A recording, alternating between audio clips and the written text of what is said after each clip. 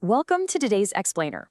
We're going to jump right in and completely demystify one of the absolute most fascinating scientific puzzles of our time. We are talking about the future of food, specifically cultivated meat, and the massive 2026 technological breakthrough that finally shattered the industry's single biggest bottleneck. Get ready, because we're taking a deep dive into the totally unexpected harmony between plant phytochemistry and animal cellular biology. So how exactly do you grow a steak without a cow? It's kind of a million-dollar question, right? For years, scientists have actually been really good at staking a few animal cells and getting them to multiply rapidly in a lab. But they always hit this massive wall known as the meat paradox. You see, these lab-grown cells multiply beautifully, but they desperately lack a home. They have nowhere to go, nowhere to sit, and absolutely no structure to hold on to. Think of it this way. It's like trying to build a massive skyscraper, but completely forgetting to install the internal steel frame. I mean, no matter how many bricks you have, the whole building is just going to collapse under its own weight. And that is exactly what was happening in cellular agriculture. Without a three-dimensional structural scaffold, billions of these multiplying cells simply collapse into this flat, amorphous, shapeless paste. And, well, that's definitely not a steak. Up until recently, fixing this missing steel frame was a total nightmare. The industry basically had to rely on synthetic polymer gels or animal collagen scaffolds. And those materials, they cost a staggering $120 per kilogram. But it gets worse. Beyond that crazy price tag, the synthetic materials often caused inflammatory responses in the cells. Plus, relying on animal collagen paradoxically meant you still needed animal parts to make your quote-unquote animal-free meat. It just wasn't scalable at all. But here is where the story takes a wildly unexpected turn. The solution didn't actually come from a high-tech synthetic chemistry lab. It came straight from the farm.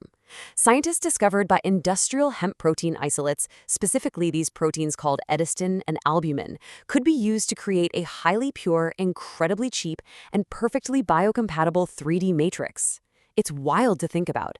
A plant utilized for millennia mostly for textiles suddenly became the exact missing structural backbone for modern bioengineering.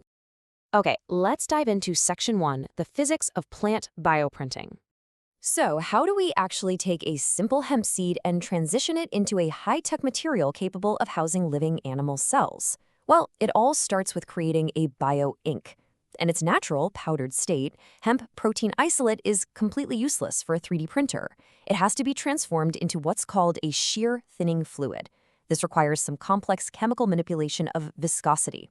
Basically, it means the liquid can flow smoothly when it's being squeezed under the intense pressure of a printer nozzle, but the exact millisecond it hits the printing surface, it instantly snaps back into a solid, gel-like structure. To achieve that perfect shear thinning bioink, researchers used this really elegant three-step modification process. First up is denaturation, where controlled heating safely unfolds the molecular chains of the hemp protein. Second, they introduce an enzyme called transglutaminase. Think of this as a biological glue. It cross-links the proteins together into a 3D mesh. Finally, through some very precise pH regulation and just a touch of sodium alginate, they push the mixture's viscosity up to a massive 120,000 centipoise, all kept at a chilling 4 degrees Celsius. Once that bioink is totally prepped, it's loaded into an extrusion bioprinter. Under 40 pounds per square inch of pressure, it's pushed through a microscopic nozzle just 200 to 400 microns wide. For context, that's roughly the thickness of a human hair. The printer literally builds the scaffold layer by microscopic layer, setting it instantly with either UV light or calcium. And honestly, the best part? This entire plant-based lattice is 100% non-toxic to the animal cells that are about to move in. Moving right along to Section 2, the architecture of a real steak. Now that we have our bioink and our 3D printer, we need the actual blueprint. How do scientists make this printed scaffold feel and chew like a real cut of beef? To hack the architectural code of mouthfeel, researchers turned to micro-CT scans. They literally scanned the bovine longissimus dorsi, which is the core muscle in a premium ribeye or strip steak.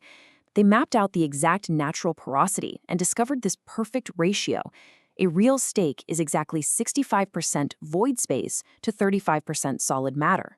So they simply programmed the bioprinter to replicate that exact ratio using the hemp bioink. And the printed hemp mimics the cow's anatomy almost perfectly.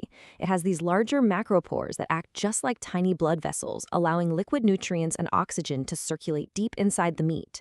Then it has micropores, which provide perfect, tight little spaces for the cells to divide. On top of all that, hemp protein naturally has a microtextured, slightly rough surface, giving the cells incredible grip. And that grip is absolutely crucial because of an astonishing geometric advantage, 450. The natural geometry creates 450 square meters of surface area per single gram of scaffold. Think about that for a second. That is literally half a football field of surface area folded into a tiny, bite-sized chunk of material. Because of this massive amount of space, when the animal cells are introduced, they successfully latch onto the scaffold in just 30 minutes. Now, what's really interesting about this next phase is what we cover in Section 3, the cellular engine. We are now transitioning from the printed structural design into the actual biological magic happening inside a 10-liter bioreactor. Once the scaffold is placed in the bioreactor, bovine satellite cells, essentially muscle stem cells that have been safely biopsied from a cow, are introduced. Through real-time fluorescent microscopy, scientists have literally watched these cells colonizing the plant-based skeleton.